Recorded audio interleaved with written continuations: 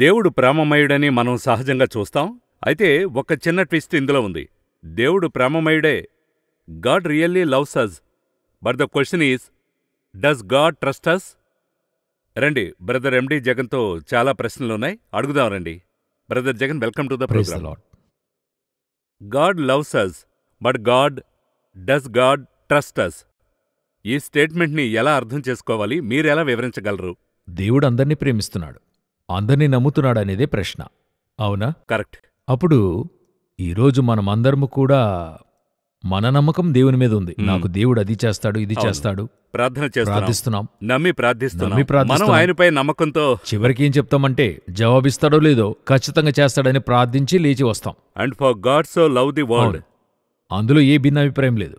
అయితే తన యొక్క ప్రాజెక్ట్ నమ్మి ఒక వ్యక్తికి ఇవ్వాలి. అప్పుడు దేవునికి మన మీద నమ్మకం ఉందా?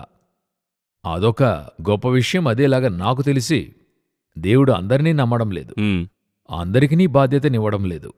దావీదు ఇంట్లో వాళ్ళు 8 మంది పిల్లలు, 7 సహోదరులు. అయితే ఆయన 7 మందిని నమ్మలేదు. ఆ నమ్మకానికి హేతువైన ఆ క్రైటీరియా కొంత అతని దగ్గర ఉండింది. దాని యొక్క ఫస్ట్ బేసే ఏంటంటే ఆయన హృదయాన్ని చూస్తున్నాడు అని. ఆ చోట దావీదు కాన్సెప్ట్లోనే చెప్తున్నాడు, నువ్వు రూపాన్ని చూస్తున్నావు, నేను హృదయాన్ని చూస్తున్నా. అప్పుడు దేవుణ్ణొచ్చి నేను ప్రేమిస్తున్నా. అప్పుడు నేను నిన్ను నమ్మాలంటే నన్నెందుకు నమ్ముతున్నావు అంటే నేను ప్రేమగల దేవుణ్ణి, అందువల్ల నువ్వు నన్ను నమ్ముతున్నావు. అప్పుడు నేనెందుకు నిన్ను నమ్మాలి? నువ్వు ఎంతగా నన్ను ప్రేమిస్తున్నావనే కాన్సెప్ట్ ఒకటి ఉంది. ఇక్కడ అదే సమస్యగా ఉంది. అవును. మరి ఇంకా ఒక చిన్న ప్రశ్న, ఈ ప్రేమ నాకేవైనా దొరుకుతుందా, ఇస్తాడు అనే ప్రేమ, లేదా నన్ను నమ్మి ఒక విషయాన్ని చెప్తున్నాడు? సహజంగా ఏమంటే, పిల్లలను గమనిస్తే చాక్లెట్ దొరుకుతుంది టూర్కు వెళితే. చిన్నపిల్లలు, నాకు 3 పిల్లలు చిన్నతనంలో, ఈరోజు కాలేజ్ చదువుతున్నారు. ఏదైనా డాడీ తీసుకొస్తారని వెయిట్ చేస్తూ ఉంటారు, నేను దానికి తగినట్లు తీసుకొనొస్తాను. అయితే అందులో ఒక క్యారెక్టర్లో గల ప్రేమ. అయితే మా నాన్న తీసుకుని వస్తారో లేదో, ఆయన పైన నాకొక ప్రేమ. డాక్టర్ ఫోన్ చేసి, డాడీ ఎప్పుడొస్తారు, తాను ఏవైనా తీసుకొస్తారా అని అడగలేదు. సో ఇది ఎలా ఉంది? మన ప్రేయర్ ఆ బేసిస్లో చూస్తే మనము దేవునిపై చూపే ప్రేమ ఏ బేసిస్లో ఉంది అలాగని ఒక ప్రశ్నగా అడుగుతున్నాను. అవును, సామాన్యంగా ఇప్పుడు 4 ఫ్రెండ్స్ ఉంటారు, అందరితో సమానంగా మెలుగుతుంటారు. అందులో ముఖ్యంగా ఒకరిపై ట్రస్ట్ ఉంచుతారు. అందరి దగ్గర ప్రేమ మారదు, అందరూ ఒకే దగ్గరికి వెళ్తుంటాము, అన్నీ చేస్తుంటాం, అన్నీ షేర్ చేస్తాం. అయితే అందరికీ చూస్తే పర్టికులర్గా ఒక క్లోజ్ ఫ్రెండ్ ఒకడు ఉంటాడు. వీరితో వ్యక్తిగతముగా ఒక షేరింగ్ ఉంటుంది వాళ్ళ దగ్గర. వాళ్లతోనే ఓపెన్ హార్ట్, అన్నిటినీ ఓపెన్గా చెప్పుకుంటాం. ఈవెందో అందరూ కూడా మనకి ఫ్రెండ్సే, బట్ ఒక్కరితో ఉండేది ఎంతో క్లోజ్గా ఉంటాం. జీసస్కి జాన్ ఉన్నట్లు. జీసస్ అందుకే అతని దగ్గర సీక్రెట్స్ రివీల్ చేస్తుంటాడు. నాకు ఆ ఇన్సిడెంట్ చాలా ఇష్టం. ఎవరో నన్ను అప్పగిస్తాడని యేసు చెప్పేశాడు. ఇప్పుడు 12 మందికిని అయితే యూదాకు తెలుసు నేనే అని చెప్పి, బట్ అతను కూడా చేరి అంతమంది కూడా క్వశ్చన్ అడుగుతారు, నేనా నేనా అని అడుగుతారు. మిగతా 11 మందికిని ఎవరని తెలియదు. అయితే పీటర్ ఏం చేస్తాడు, జాన్ని చూసి అది ఎవరని అడగమంటాడు. కనుసైగ చేశాడు అని ఉంటుంది బైబిల్లో. అవును, అది సైగ చేశాడు, కనుసైగ చేశాడు అని ఉంటుంది. ఎందువల్లంటే, ఎందుకు ఇతనే అడగలేదు అంటే, నేనడిగి ప్రభు ఒకవేళ చెప్పకుండా పోయే అవకాశాలు ఉంటాయి. అయితే అతను అడిగితే ప్రభు చెప్పకుండా పోడు. అది పీటర్కి తెలుస్తుంది. అది పీటర్కి బాగా తెలుసు. 3 సంవత్సరాలలాగా కూడా అలవాటు పడి అతనితో ఈయన మెలిగే విధానం చూసి ఇతనికి డిఫరెన్స్ తెలుస్తుంది. మనందరికంటే అతనితో ఈయన క్లోజ్గా ఉన్నాడు. అట్ ది సేమ్ టైం అతను ఆయనతో క్లోజ్గా ఉన్నాడు. మనమందరం ఆయన శిష్యులము, ప్రధానమైన వాళ్ళని చెప్పుకుంటున్నాం. అతను ఆయన మీద ఆనుకుని, ఛాతి మీద ఆనుకుని ఒక బిడ్డలాగా అనుకున్నాడు. ఈ యొక్క డిఫరెన్సే ట్రస్ట్కైంది. అందుకనే రెవల్యూషన్ అతనికి ఇవ్వబడుతుంది. ఈ రోజు మనం దేని గురించి మాట్లాడుతూ ఉన్నాం. రెవల్యూషన్ మాత్రమే కాదు, దాని యొక్క ట్విన్ బుక్ గా మనం చెప్తాం. దానియేల్ చూడండి, డానియల్ని దేవుడు అంతగా ప్రేమించడానికి కారణం ఏంటంటే, పర్సనలీ అతనికి గాడ్ మీద ఉన్న ట్రస్ట్ ఒక ప్రక్కన, లవ్ ఒక ప్రక్క. దానికి మధ్య అతను పడిన శ్రమల్లో ఆయన ఎంత గట్టిగా పట్టుకున్నాడు. అదే ఊర్లో షద్రక్ మెషక్ అబేద్నెగో ఉన్నారు. అయితే వారిని మించి ఈయన ఒక స్టెప్ పైకొస్తున్నాడు. అయితే వచ్చేప్పుడు ఒకే విధంగా పట్టుకుని వస్తున్నారు. వచ్చేప్పుడు దానియేలుని వేరుగా తీసుకుని రాలేదు. అయితే అతనిలో ఉండేటువంటి ఆ యొక్క personal commitment and love on the God, అది దేవుడు చూస్తున్నాడు. అదే దేవుడు చెప్తున్నాడు, నేను హృదయాన్ని చూస్తున్నాను. ఆ హృదయంలో ఎంత దూరానికి మనం వచ్చి ఆయనకి కమిట్ అయి ఉన్నాం. అందువల్ల నేను ఇప్పుడు కమిట్ అవటం వల్ల ఆయన నాతో, అది కూడా నేను కృప అని చెప్తున్నాను. ఆ స్థాయికి నేను ఆయన మీద ప్రేమ కలిగి ఉన్నాను. ఆనుకున్నానంటే అది కూడా కృపయే, ఎందుకంటే దేవుడు ప్రేమగలవాడు. నాలో ఉన్న ప్రేమ కూడా ఆయన పొర్లించిందే. ఆత్మలోని ఫలమో ప్రేమ. సో నేను ఆ విధంగానే అనుకుంటున్నా. దేవుడొచ్చి అందరినీ ప్రేమిస్తున్నాడు. ఎవరి మీద కూడా ఆయనకి విరక్తి, కోపం అనేది ఉండదు. బట్ ట్రస్ట్ చేస్తున్నాడా, ట్రస్ట్ చేసి ఇస్తున్నాడా అనే దానిలో ఒక విషయం ఒక ఉంది. ఇది ఉంటూనే ఉంది. చాలా మంది సేవకులు మాట్లాడేది విని ఉన్నాను. ఆయనను నమ్మి వచ్చేశాను సేవకు. అయితే ఆయనపై ఉన్న ప్రేమ, వాత్సల్యాన్ని బట్టి, ప్రేమను బట్టి, కాలింగ్‌ని బట్టి వచ్చాను. అయితే సేవలో నాకు గొప్ప ఇంపాక్ట్ లేదు. అలా చెప్పేవారిని నేను చూశాను. ఇది ప్రేక్షకుల తరఫున అడుగుతున్నాను. అదే. వాళ్ళు నమ్మి వచ్చారు, అయితే ఎక్కడ మిస్టేక్? మధ్యలో వాళ్ళని వాళ్లే నమ్ముకున్నారు. ఓహో! అంటే 100% కూడా ఆయన మీద ఆనుకునే వారికి ఒక మినిస్ట్రీయో, స్పిరిచువల్ లైఫో ఎలా ఉంటుందంటే ఒక కదులుతున్న తరంగం మీద రైడ్ చేస్తున్నట్టే. ఓహో! మీరు ప్రయాసపడక్కర్లా. ఇది నా ఎక్స్పీరియన్స్ నుండి నేను చెప్తున్నా. డ్రైవ్ చేయనక్కర్లేదు, అది మూవ్ అవుతూనే అది ఉంటుంది. మూవ్ అవుతూనే ఉంటుంది. మీరిప్పుడు ట్రైన్లో ఎక్కుతున్నారు, ఒక డెస్టినేషన్ వెళ్ళడానికి.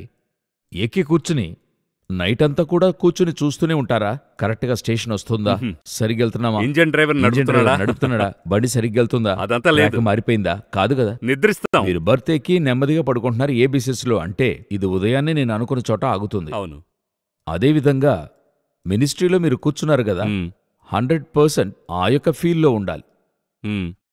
ఫ్లైట్లో ఎక్కి మనం 34,000 అడుగుల్లో ఉన్నప్పుడు ఇతను సరిగ్గా కిందకి దింపుతాడా అనే భయము ఉండదు కదా.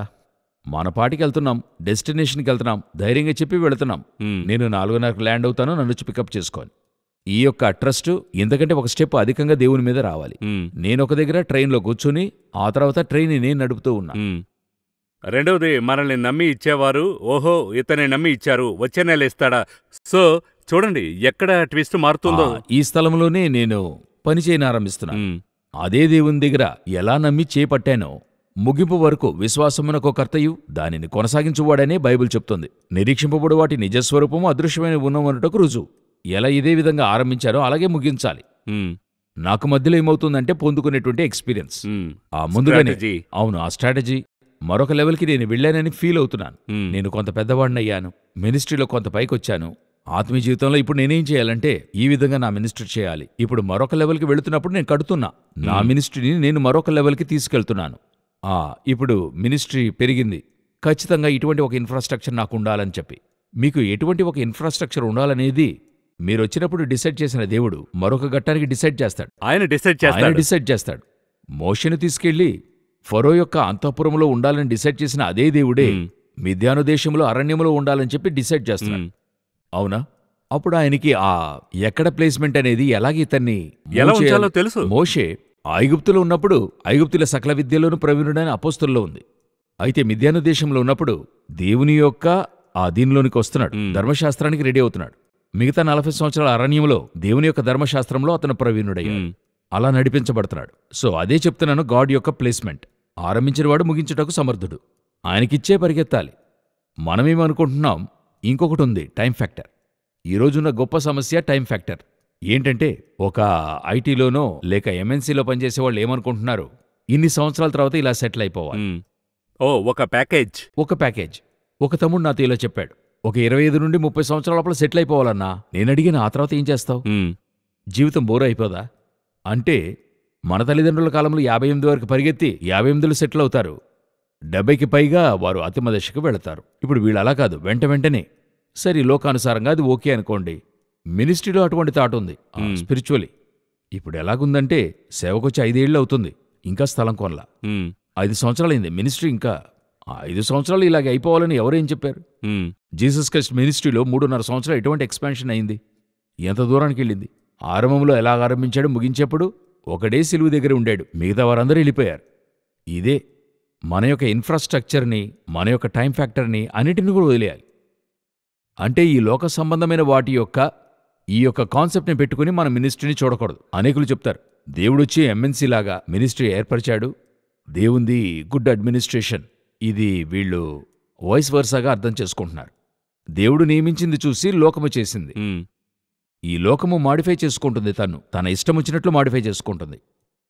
వీళ్ళేం చేస్తున్నారు, ఈ మాడిఫై చేయబడిన వర్షన్ చూసి ఇదే విధంగా మినిస్ట్రీ చేయాలని అనుకుంటున్నాను. అదేమంటే వరల్డ్లీ ప్రిన్సిపల్స్ వేరు, కింగ్డమ్ ప్రిన్సిపల్స్ వేరు. ఎగ్జాక్ట్లీ 100% మీరు చెప్పింది. అది కింగ్డమ్, ఇది డెమోక్రసీ. వరల్డ్లీ వరల్డ్ ఈ రోజు డెమోక్రసీలో ఉంది. ఎంఎన్సీ కంపెనీ వరల్డ్లీగా ఉంటుంది. అవును, దానికి అదే సరి. వాళ్ళు చేసే అన్ని ప్యాటర్న్స్ వాళ్ళకి సరి. ఇది తీసుకొచ్చి మినిస్ట్రీలో ఇంప్లిమెంట్ చేయడం కాదు. వీళ్ళు వెంటనే చెప్తారు, క్రైస్ట్ చూడండి, ఒక అడ్మినిస్ట్రేషన్ చేసి పెట్టాడు, డబ్బు ఒకరి దగ్గర ఇచ్చి ఉంచాడు, ముగ్గురిని దగ్గరగా ఉంచుకున్నాడు, అన్నీ కరెక్ట్. ఇక్కడ కాదు కదా. అది చూసే వీళ్ళు కాపీ చేశారు వరల్డ్. అయితే వరల్డ్ ఏం చేసిందంటే చాలా మోడిఫికేషన్స్ చేసింది తనకి తగినట్టుగా. అవును. ఈ మోడిఫికేషన్ చేయబడిన డిజైన్ని మీరు తిరిగి వైస్ వర్సాగా మినిస్ట్రీలో ఇంప్లిమెంట్ చేస్తున్నారు. వర్కౌట్ అవదు. బైబిల్ ఏం చెప్తుంది, ఇంకొకటి మర్చిపోకూడదు, ఈ థంబ్ ఇంప్రెషన్ ఒక్కొక్కరికి ఒక్కొక్కలాగా ఉంటుంది, వేరువేరుగా ఉంటుంది, యూనిక్. అదేవిధంగా మీ డిజైన్ యూనిక్. అశ్విన్ లాగా ఒకరు ఛానల్ ఆరంభిస్తున్నారు. అయితే అశ్విన్ దైన అన్ని రిజల్ట్లు వాళ్ళకు వస్తాయా అని చెప్పలేము. ఆయన వేరే. అవును. అశ్విన్కి ఇవ్వబడిన కృప వేరే, ఓపెన్ డోర్స్ వేరే, అది తీసుకెళ్లే విధానం వేరే. నేను ఇవాంజలిస్ట్, అందరు ఇవాంజలిస్టులు నాలాగే ఉండాలనేది చెప్పలేం. ఒక పాస్టర్లాగా అందరు పాస్టర్లు ఉండాలనేది చెప్పలేం.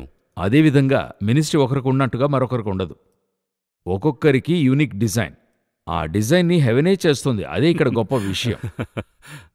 నువ్వు కూర్చో ఆ స్పేస్ షిప్లో, అది మీద ట్రస్ట్ నన్ను ట్రస్ట్ చెయ్యి. ఇక్కడ ట్రస్ట్ తీసుకెళ్లి నిన్ను స్పేస్ స్టేషన్ లో వదిలేస్తుంది, మధ్యలో నువ్వేం చేయొద్దు. నువ్వు వేరే ప్లాన్ చేయరు. ఏదైనా ప్లాన్ వేస్తే మార్స్కి వెళ్తావు, మూన్కి వెళ్ళిపోతావు. నువ్వు వెళ్లాల్సిన డెస్టినేషన్కి నేనే తీసుకెళ్లి వదిలేస్తా. అటువంటి ట్రస్ట్ దేవుని మీద ఇప్పుడు తగ్గిపోయింది. అయితే లవ్ ఉంది, ఆ ప్రేమ ఉంది. తిరిగి దేవుని దగ్గరికి వెళ్ళి ఏడుస్తున్నారు, దేవుణ్ణి కదిలిస్తున్నారు, నాకు అది ఇవ్వండి ఇది ఇవ్వండి. అప్పుడు దేవుడేమనుకుంటున్నాడు, ఇప్పుడు నువ్వు అడిగేది తప్పుగానే అడుగుతున్నావు, ఏడ్చి. పిల్లవాడు మన దగ్గర నాకిది కోనివ్వు, మనకు బాగా తెలుసు వాడికి అది సూటబుల్ కాదని, కానీ అడుగుతున్నాడు. అయితే అడుగుతున్నాడు, ఏడ్చి అడుగుతున్నాడు, కొట్టుకులాడి అడుగుతున్నాడు, ఫాస్టింగ్ అండ్ ప్రేయర్ పెట్టి. కొందరు పిల్లలు ఫోన్ ఇవ్వకుండా పోయినట్లయితే ఒక 2-3 సంవత్సరాల పిల్లలు పడి ఏడుస్తారు. ఒక పీరియడ్ వరకును ఇవ్వకుండా ఉన్న తల్లిదండ్రులు సరే ఇవ్వండి బాగా ఏడుస్తున్నాడు అని చెప్పి, ఇప్పుడు ఇదే మ్యాటర్ స్పిరిచువల్గా జరుగుతుంది. ఇప్పుడు దేవుడేమనుకుంటున్నాడు, ఎప్పుడురా నా డిజైన్లోనికి నువ్వు వస్తావు. ఇదే ట్రస్ట్కి లవ్కి ఉన్న డిఫరెన్స్. అదే ఫాస్టింగ్ అండ్ ప్రేయింగ్ ఉండి దేవా నీ చిత్తానికి వదిలేశాను అన్నట్లయితే ఆ డిమెన్షన్ ఎలా మారుతుందో గమనించండి. రోమాలో ఎంతో చక్కగా చెప్తున్నాడు దేవుడు. ఇప్పుడు ఆ వాక్యని రోమాలో తీసి చూడండి. నాకది ఎలాగంటే ఇది ఎలాగా ఇంత అందంగా చెప్పగలం.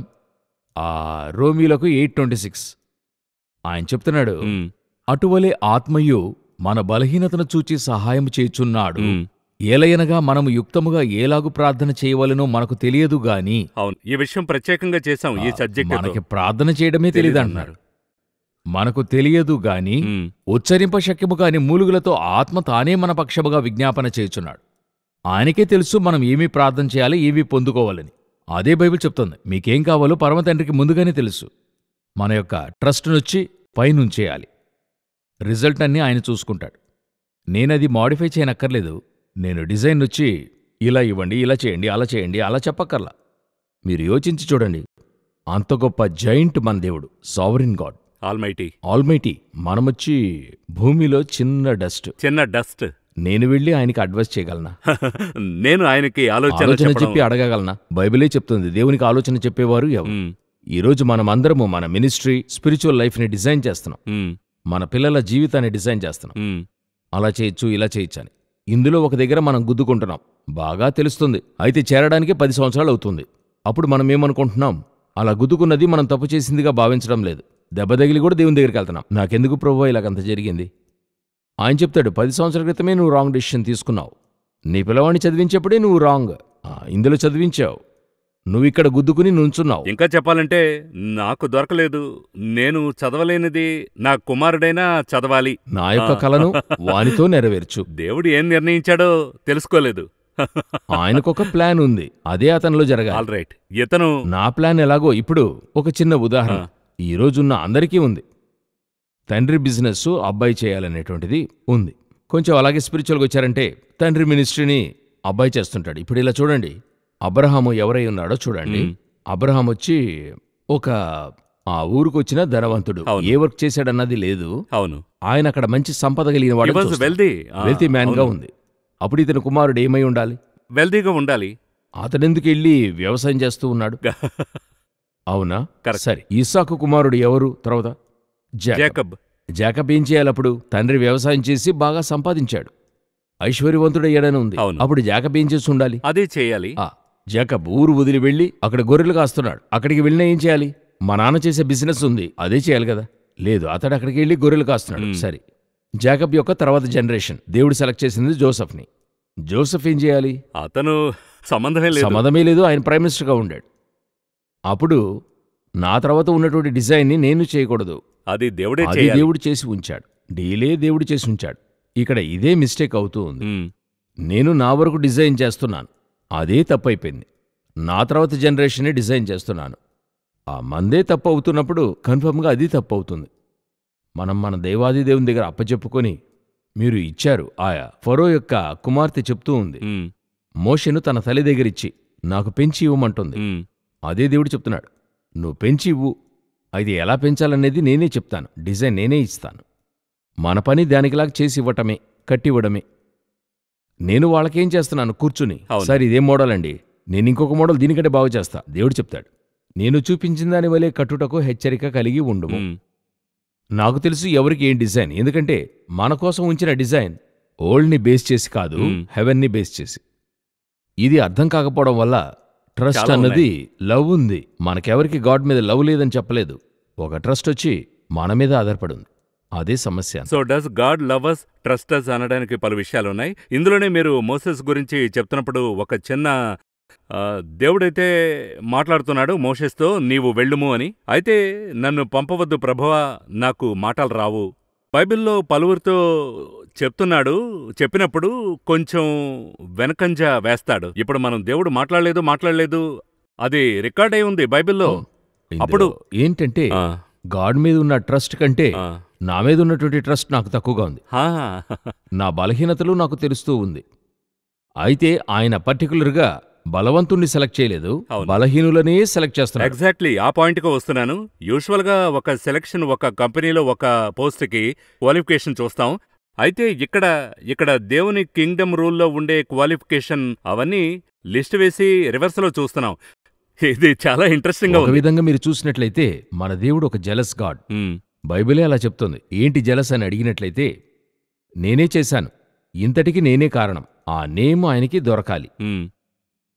ఏది కూడా ఆయనొచ్చి వదులుకోవడానికి ఇష్టం లేదు. ఎవనికినీ నా మహిమను నేనిచ్చువాడును కాను అను. నీ దేవుడైన యెహోవాయే నీతో కూడా వచ్చువాడు.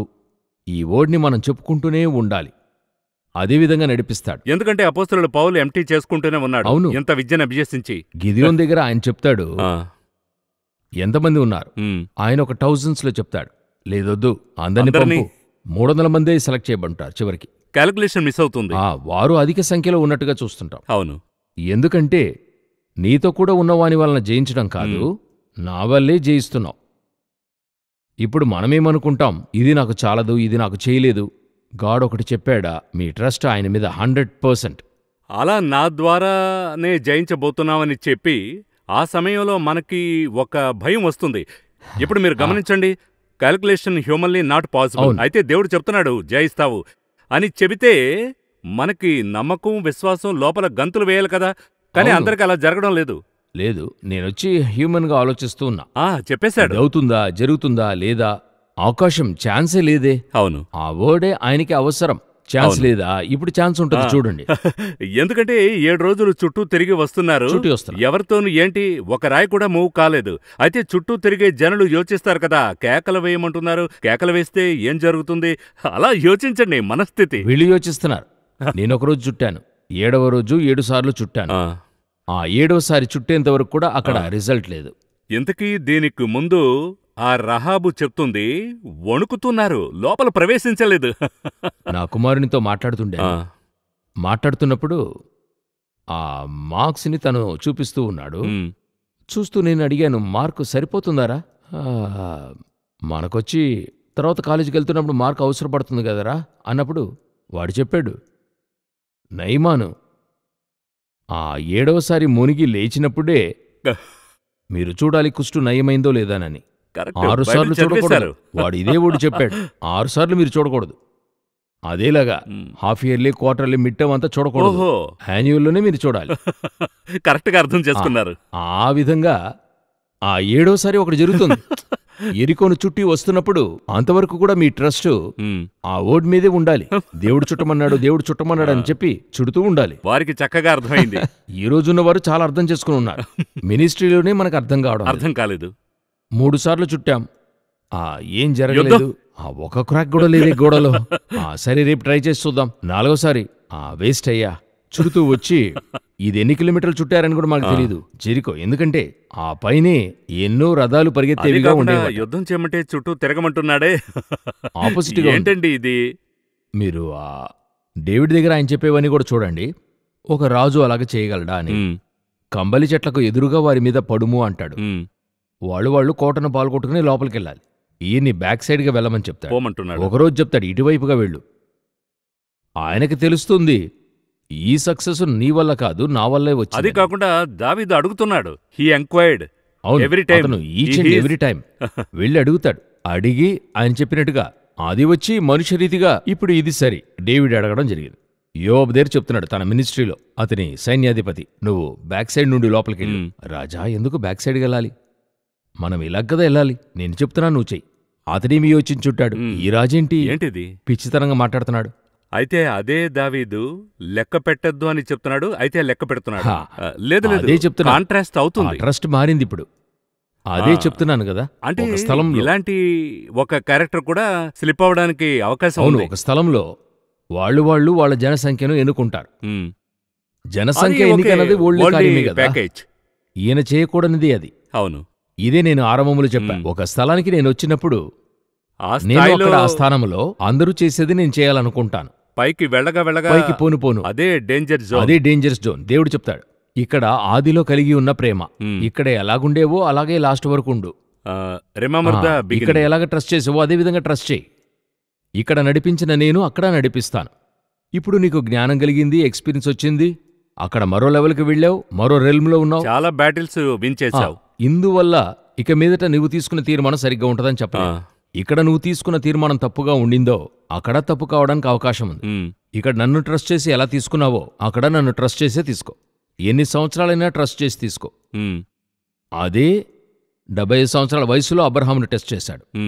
150వ సంవత్సరంలో టెస్ట్ చేస్తున్నాడు. జీవితమే టెస్ట్గా ఉంది. 22వ అధ్యాయంలో చెప్తాడు, శోధించి చూశాడు.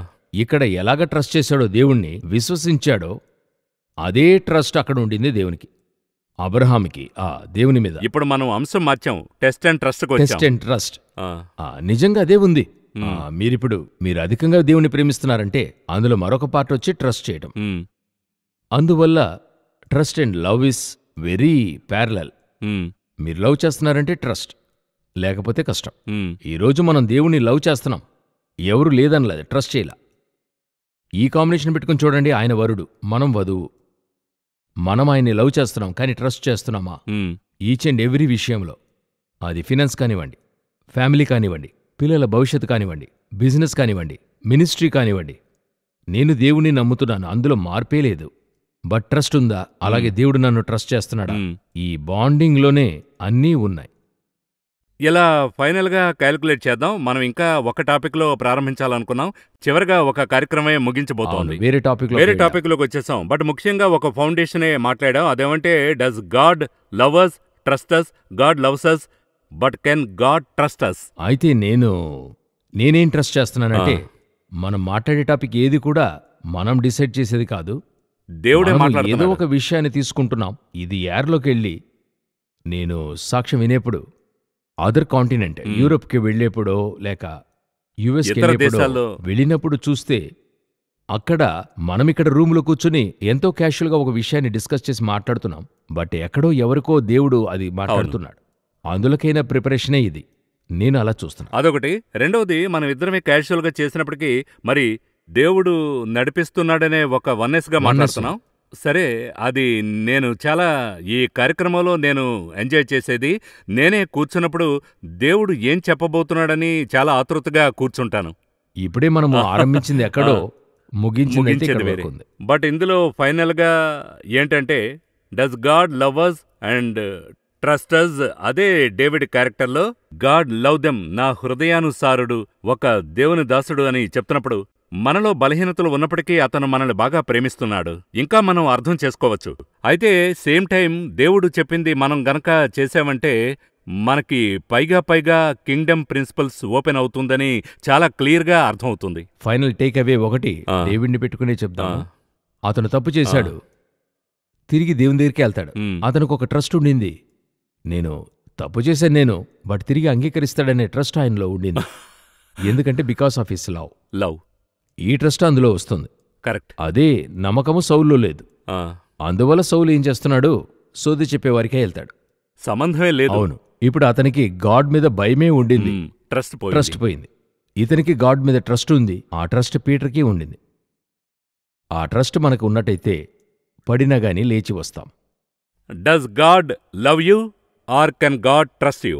మరో కార్యక్రమంలో మరొక ప్రశ్న, మరో సమాధానం. ఈ కార్యక్రమానికి మీరు విచ్చేసినందుకు సంతోషం, వందనాలు. Praise the lord.